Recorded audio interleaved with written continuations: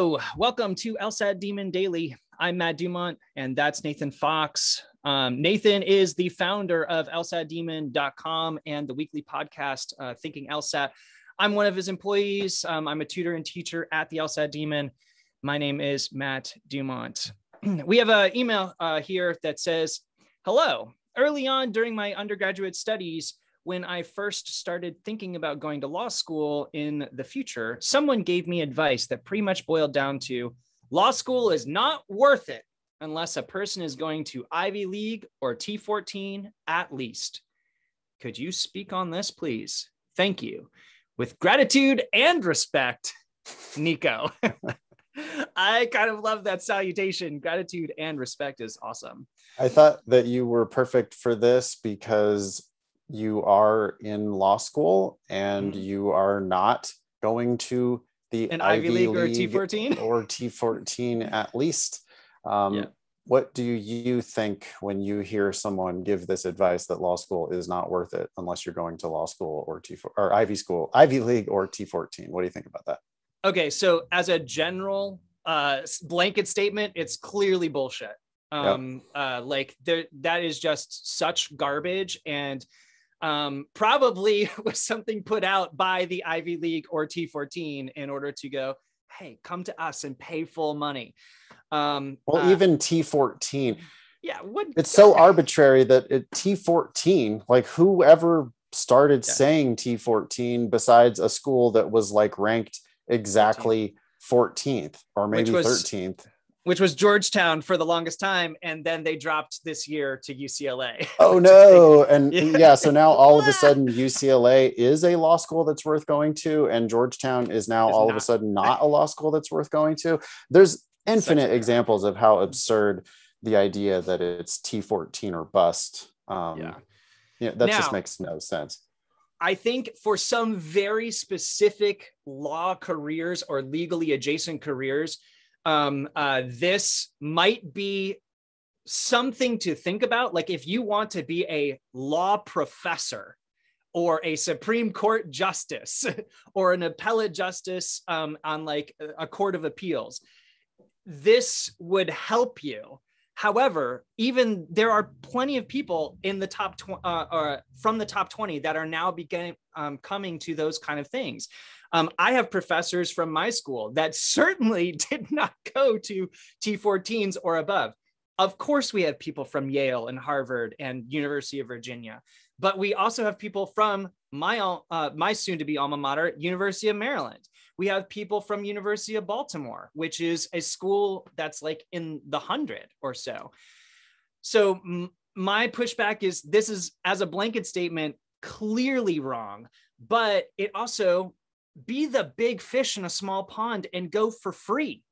I turned down schools that were in this ballpark because they wanted me to pay money for it. And instead, I'm riding a full scholarship. I'm at the top of my class. I just got an internship for the Maryland Attorney General. Like all this stuff that is being, I'm not going to say handed to me because I'm working my ass off, right? But I'm at the top of my class where I might not be at Duke or University of Virginia or those kind of places. And so my employment outcomes are going to be better because I'm in the top 10 or so percent. So every ABA accredited law school creates real lawyers every single year.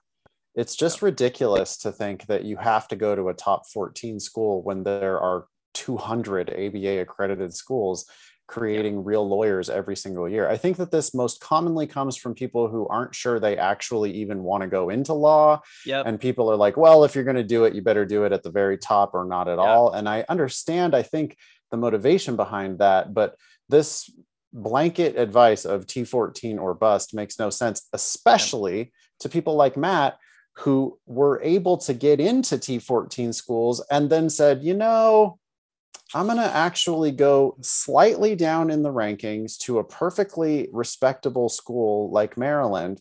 I'm going to go there for free. I'm going to work my ass off. You've been kicking ass since you've been there. And now all of a sudden you start to get all the best opportunities that school has to offer. Tell me more about this internship. Is that this coming summer? Because you're a 2L now. Yep. So when's the internship going to happen? So it was supposed to be in the spring, actually, during the semester, but Okay. I just found out that I'm ethically precluded because of my clinic that I'm doing at the same time. So I deferred it to actually next fall. So I have a job a year from now at the Maryland Attorney General's Office for Criminal Appeals, which is a fantastic department that will hopefully get open doors to like clerkships at the highest levels of the Maryland justice system with judges and justices and those kind of things. And that'll be your 3L fall. My 3L fall, got it in the bank already. So what about your 2L summer or your rising 3L summer? Yeah, I'm going through the OCI process and that kind of stuff. Some of that stuff isn't even out yet.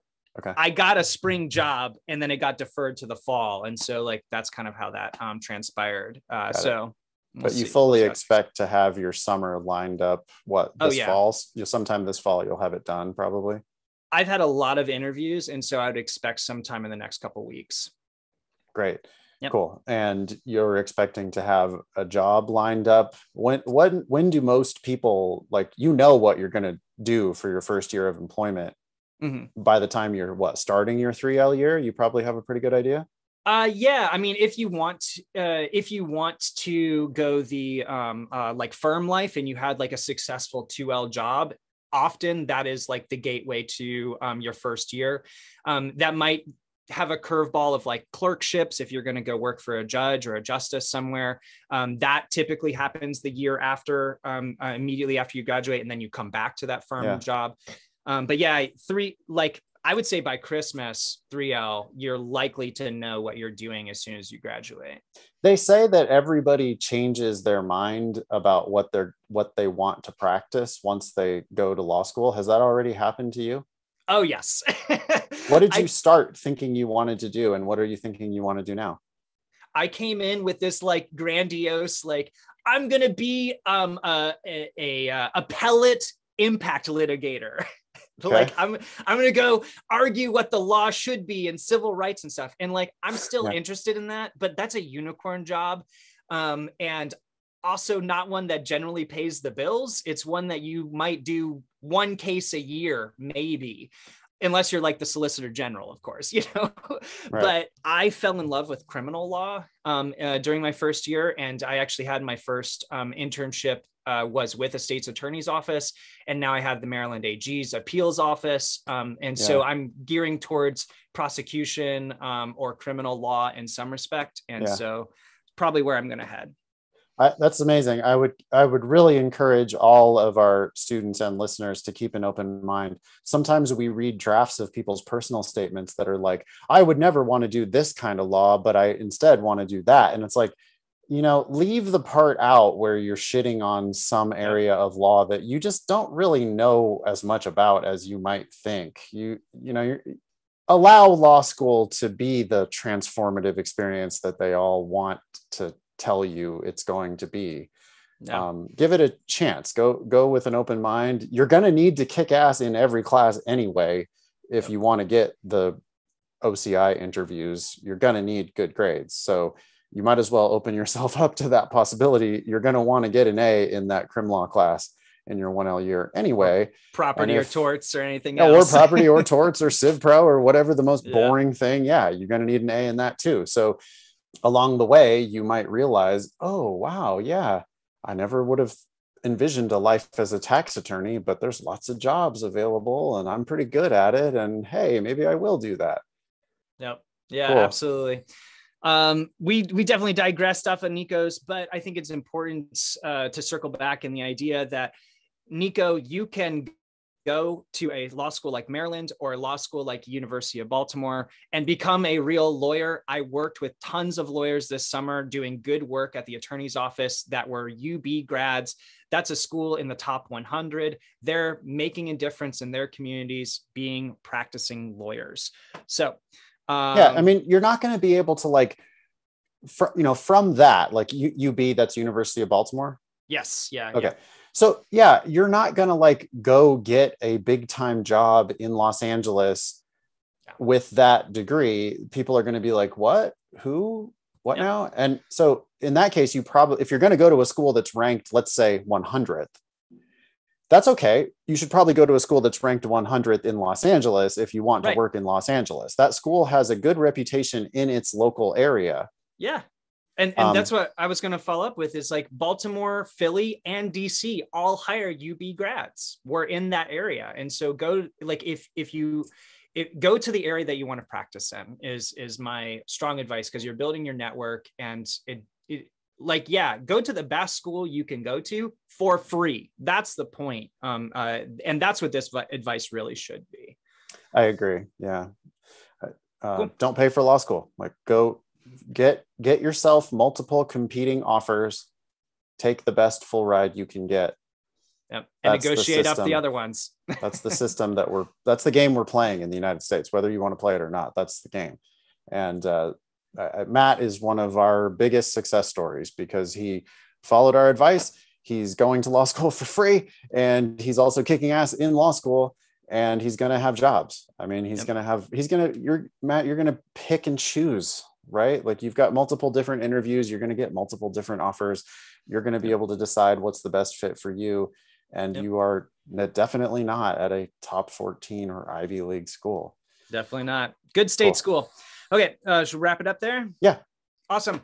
If you want to be LSAT famous, email daily@lsatdemon.com if you'd like to ask us a question or share some LSAT or law school admission news.